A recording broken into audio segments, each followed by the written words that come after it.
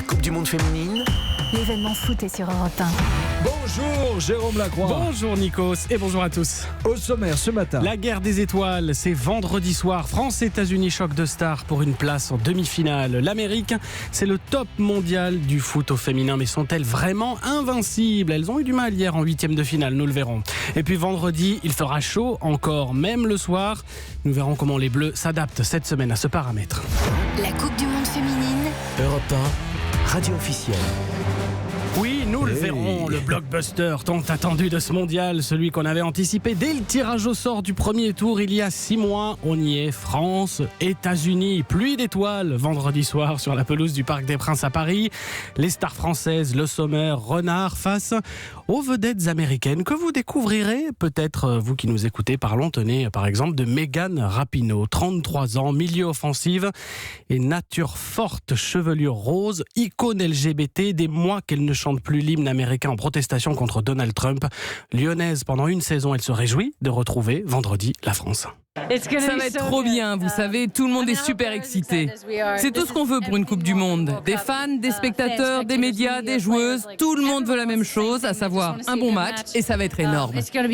Bon match. Eh oui, bon match. Megan Rapinoe, 3 buts dans ce mondial, dont 2 hier en huitième de finale. Les Américaines qui ont battu les Espagnols hier, mais plutôt de façon laborieuse. Et oui, court succès, 2-1, 2 pénaltys. Alors, le premier, ok, il y était. Le second, beaucoup plus contestable. Les Américaines ont aussi encaissé hier leur premier but dans ce tournoi après un couac défensif. La défense, c'est l'un de leurs points faibles. Difficile victoire, mais de là à dire que la Maison Flange, on en est loin.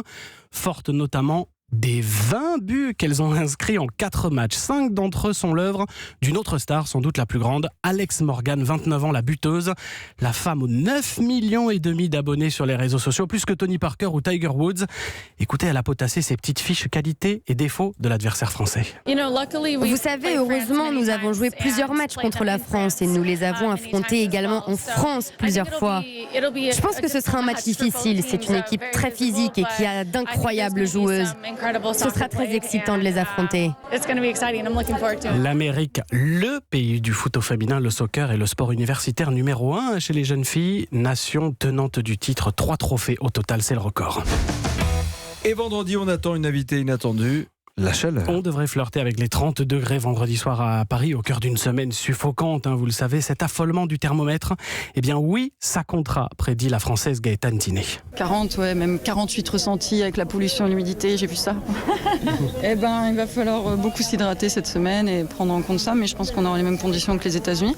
Donc ça sera un match étouffant, je pense. Et armes égales, les Françaises de retour hier après-midi à Clairefontaine, toute la semaine, séance d'entraînement adaptée aux fortes températures.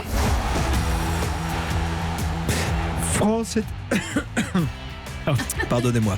France-États-Unis pour une demi-finale, la plus grosse affiche depuis le début du mondial. Vendredi 21h au Parc des Princes et sur Europe 1, soirée spéciale. À noter hier l'élimination des Canadiennes dès les huitièmes de finale. Les Suédoises s'imposent 1-0 et défieront les Allemandes en quart de finale. Aujourd'hui, les 2 derniers huitièmes de finale, Italie-Chine 18h, Pays-Bas-Japon 21h.